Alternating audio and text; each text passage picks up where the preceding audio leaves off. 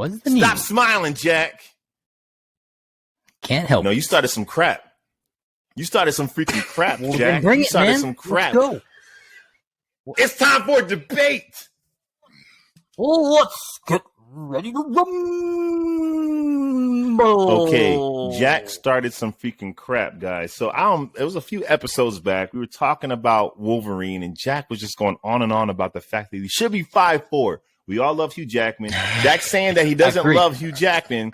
He's like, Wolverine should be 5'4". He takes it to Instagram, 5'3". I even went too tall, my bad. 5'3". Jack took it to Instagram, and like literally there's been comments going back all week with how accurate a comic book should be to its movie. So I want to ask you guys a question. Accuracy, I guess, does matter to a degree, right? You still need the hero to look like a hero. But how accurate do these comic book movies have to be to characters or even storylines? What you think?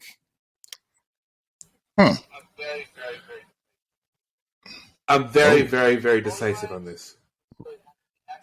Storylines don't necessarily have to be accurate. Characteristics, if that makes sense, and character. When you say characteristics, you mean physical characteristics? Because I will. Yeah. You know, like when we talk about Spider-Man shooting his web, stuff like that. The character themselves need to be accurate. Storylines, not so much, because it's okay seeing our character in a different setting, in a different story. But if the character is fundamentally different, is where I have the problem and when I get taken out. I mean, I'm okay if someone's tall. I don't care about height, stuff like that. Like, that stuff is okay. You cast someone who's a little bit taller, a little bit shorter, that's fine. But if you want to go and bring out a suit that's X-Men, the first X-Men, where everyone's wearing all black leather dominatrix suits, and you're like, really? This is not what I'm used to. But as long as you're true to the character and the origin story of the character and the character themselves, cool. Storyline, so within reason. Let me ask you a question. It's good to see them in a different story. You say you love Origins. How did you feel about the Joker killing Batman's parents in Batman 89? That's Tim Burton's Batman, Rich, with Michael Keaton. Sorry, Jack Nicholson. Yeah, it's 89 Batman. Michael Keaton, Tim Burton. You know what? At the time, I didn't know enough to be affected by it. Now looking back, it's tough to critique a movie where you have so much rose-colored glasses nostalgia about it's so freaking good and such iconic. Would you be pissed to go back if you and were say, "Oh no, they should have changed it"? If you are who you are now, would you be like, "Hell no"? Or like, it's fine. I probably would have a problem with it now. Now I would. It's such a Hollywood choice. Yeah. That's the problem with a lot of the content we consume now is it's just so saturated in what to me appears as executives making decisions. And like, I get that you want to use the moniker, the title, the Civil War in your movie. Who wouldn't? The Civil War was this incredible comic when it came out. The movie they entitled The Civil War had nothing. Does that matter? With the title they chose. Does that matter? It does matter. It does matter to me because most of the people that went to go see that movie did not read the comic.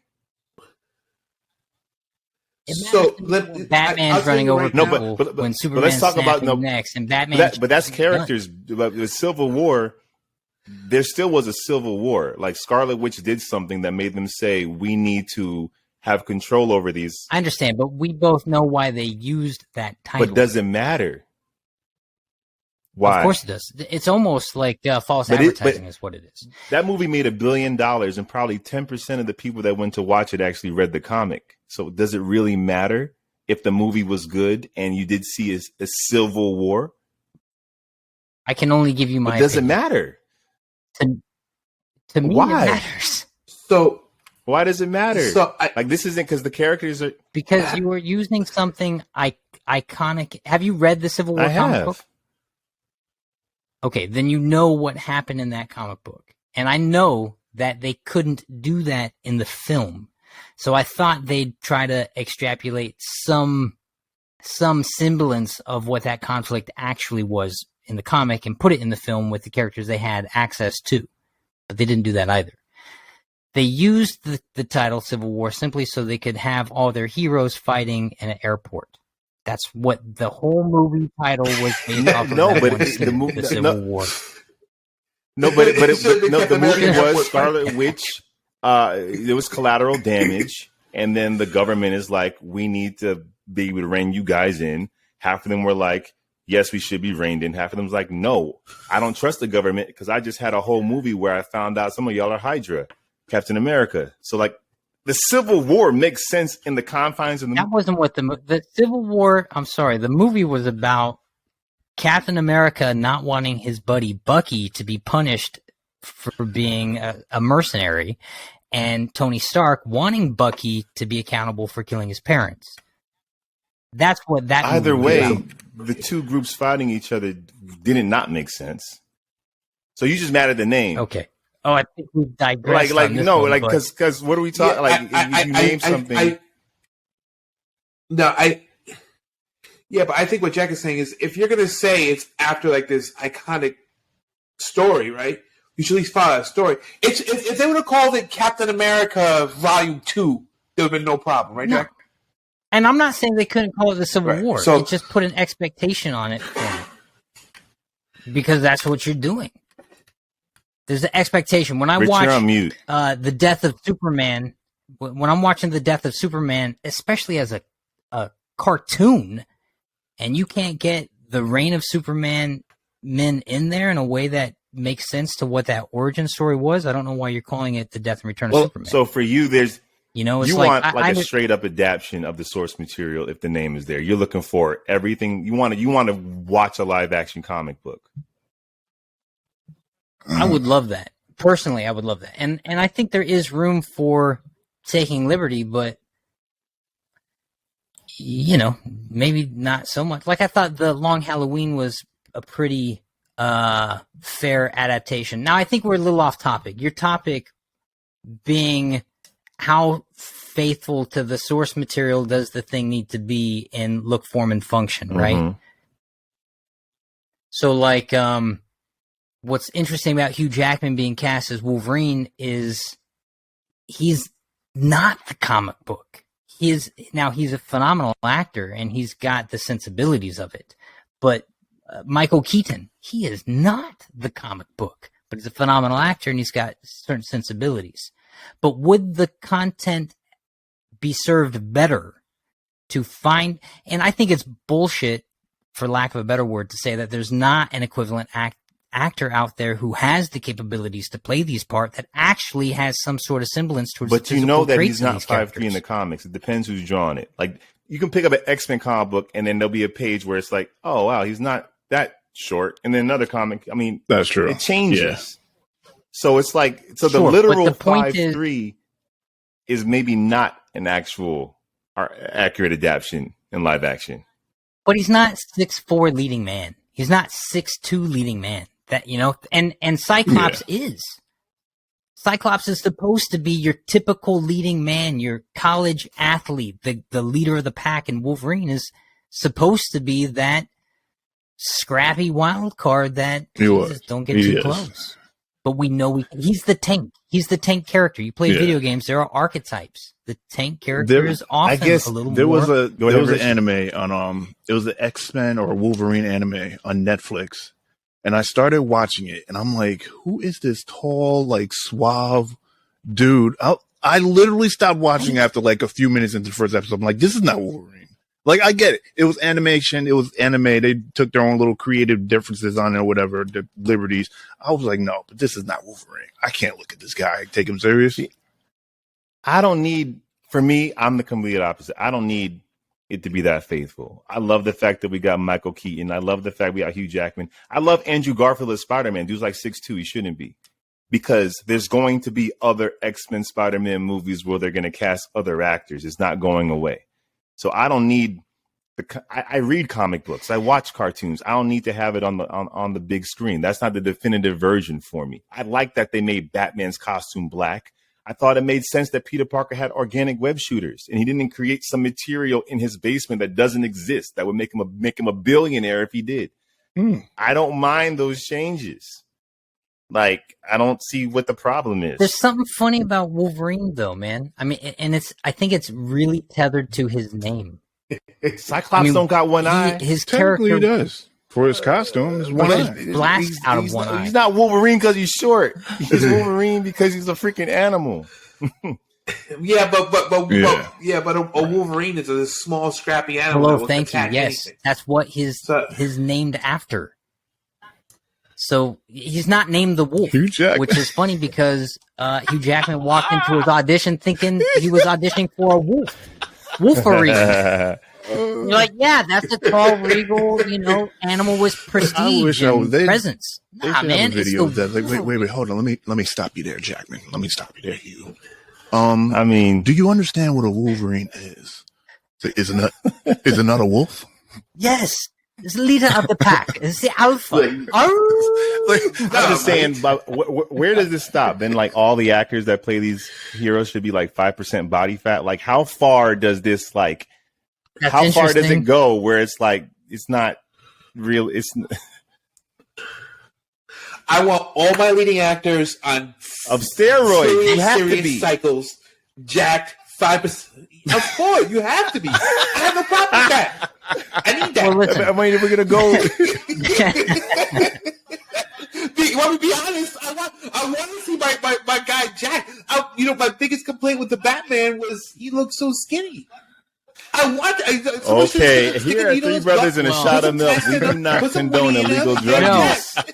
He definitely got Botox in his I don't know jawline, any so about any of that. So obviously, I'm on the as long as it resembles the source material, I'm all for filmmakers to go ham on it. I have the comics, like I said. I don't need to see it on the big screen. Sometimes that actually bores me when I see a faithful adaptation.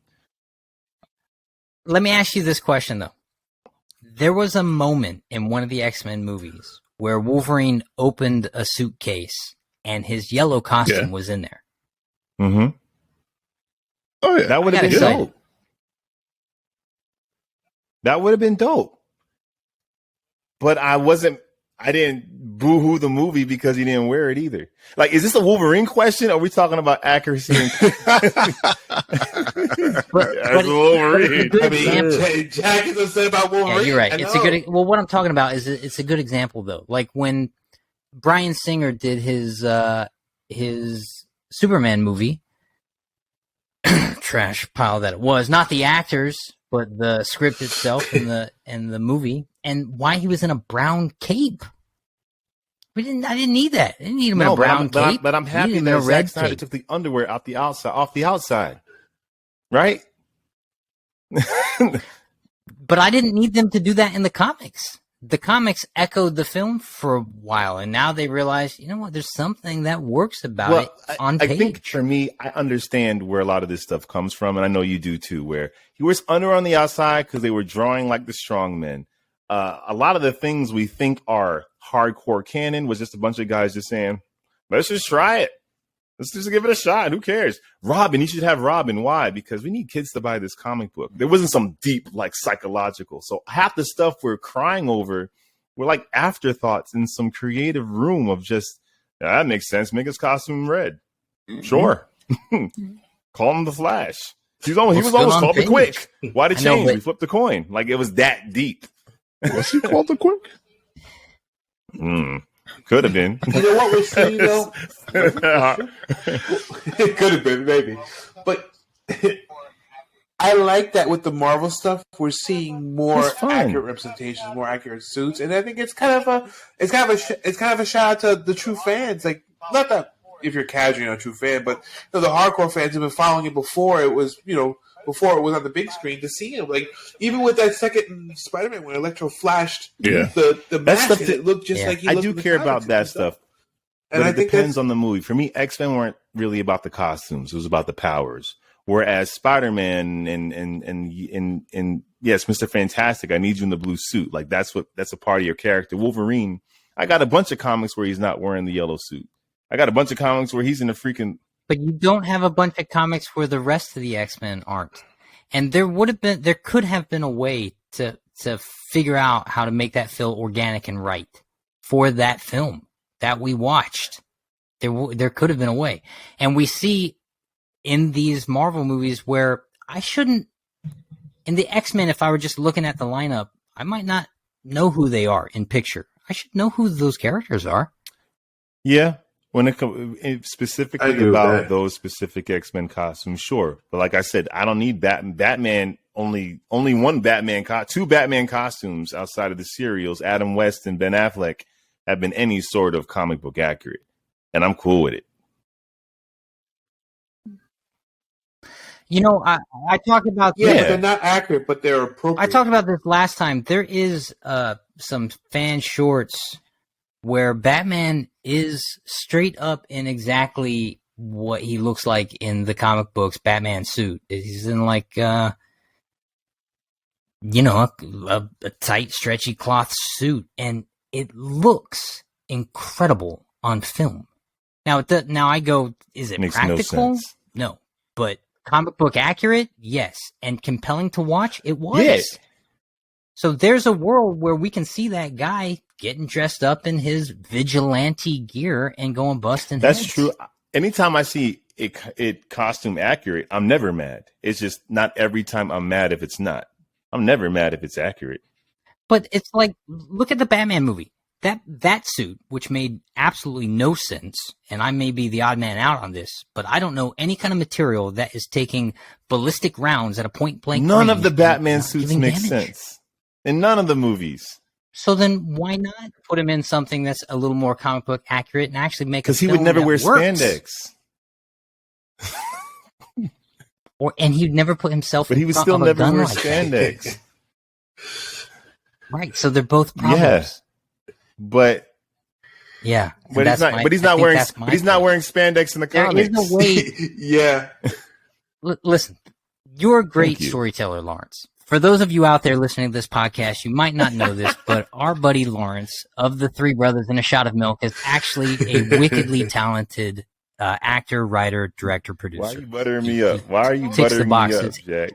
He's also tall, strapping, and handsome, and the guy probably works out every day of his life. If there were a Superman in real life, it's Lawrence.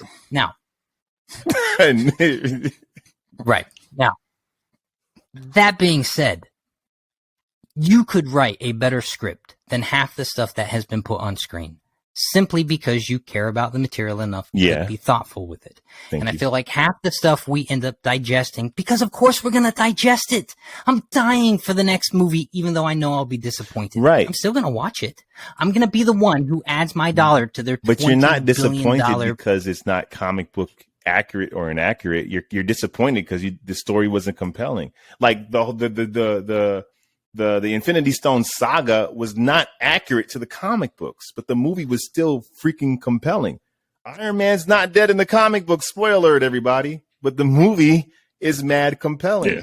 The Dark Knight, none of the Batman movies adapt any of the stories in the comic books. They just sprinkle different pieces in, but The Dark Knight is mad compelling.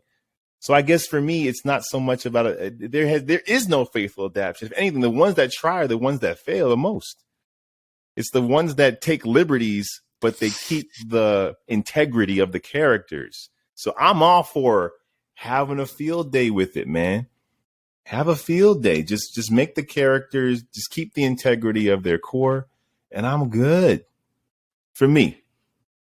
Yeah, I'm not. It doesn't need to be 100% accurate for me, as long as it's somewhat. They have some of the elements in there, like the main roots of the elements to either the team or the heroes, the villains, or whatever. As long as it's in there, and that person makes sense. Like I can look at this person and be like, oh yeah, I know who that is, and that's pretty much what I want. I mean, there's been some trash villains like the Toad, if you're talking about X-Men. That was a horrible villain. And then I was also upset about how they did Storm. Like Storm is like a powerful ass, hero. Like, she's a powerful mutant. And they just made her seem like, from Africa. Yes.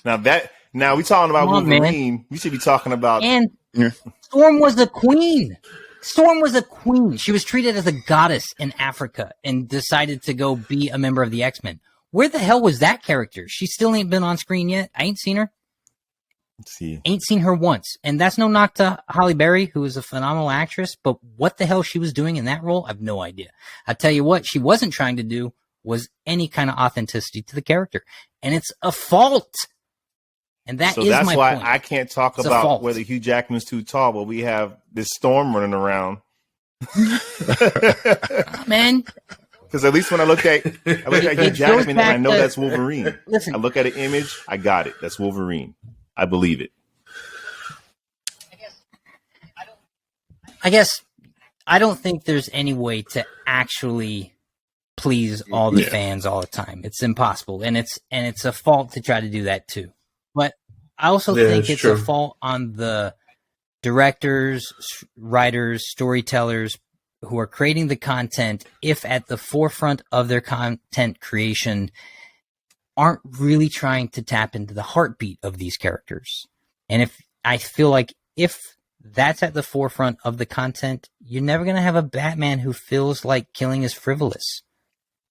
Not unless you've really justified it or earned it, where I can identify with why he's doing that. Let the villains be villainous. Let the heroes be heroes. Yeah, I agree with that. And I think that it affects us in different ways. Like that Batman was a murderous psychopath, but there were still so many elements of the comic that people go, Ben Affleck's my Batman. So it's almost like it doesn't have to be perfect. And his costume was great.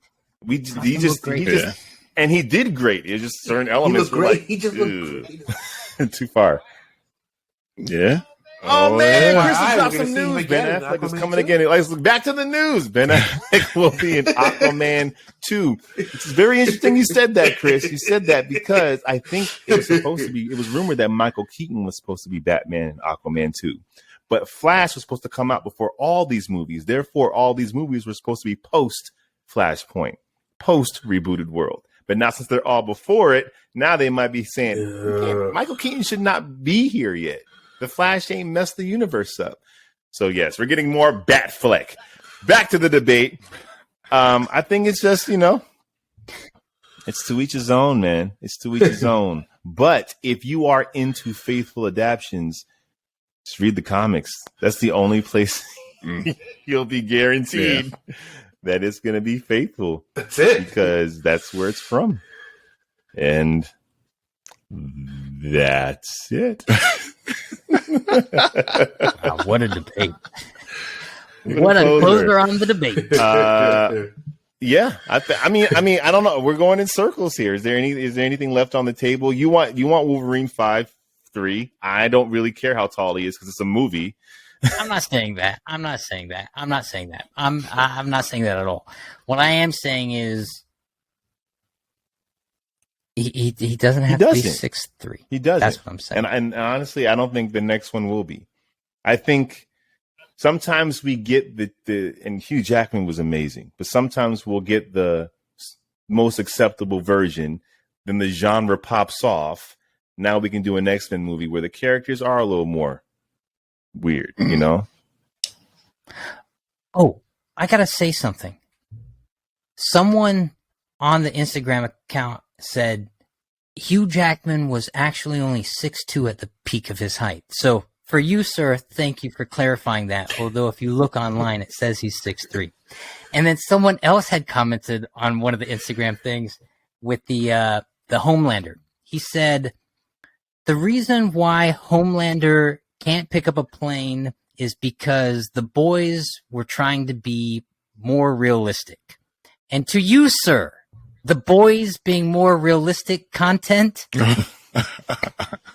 thank you for clarifying that too. Because they only wedge a guy into someone's penis at one point. That can happen in real life, Jack. Yes, okay. If someone shrinks down, they can walk into your penis, breathe fine, see everywhere because it's well lit in your penis. Right. It's that's realistic, Jack. Stop. Yes. And this is his reason why Homelander could actually beat Superman, because the boys is trying to be realistic. You even entertain that is what I'm really impressed with. You entertain that sense of logic. Man. Right. Got to me. Got to me. Well, I hope you guys enjoy. I don't think this is a debate where there's a winner. It's just a discussion. And I think it's to each his own. We're all No, losers. we're all And losers. whichever comic book or character you love the most might be the one that you're less likely to have them change up the most. So there we go. Unless you're Chris and he doesn't care if Batman's Michael Keaton and he's 5 foot, but he wants everyone else on steroids. It's fine. What's up, y'all? Welcome to Three Brothers and a Shot of Milk. We're talking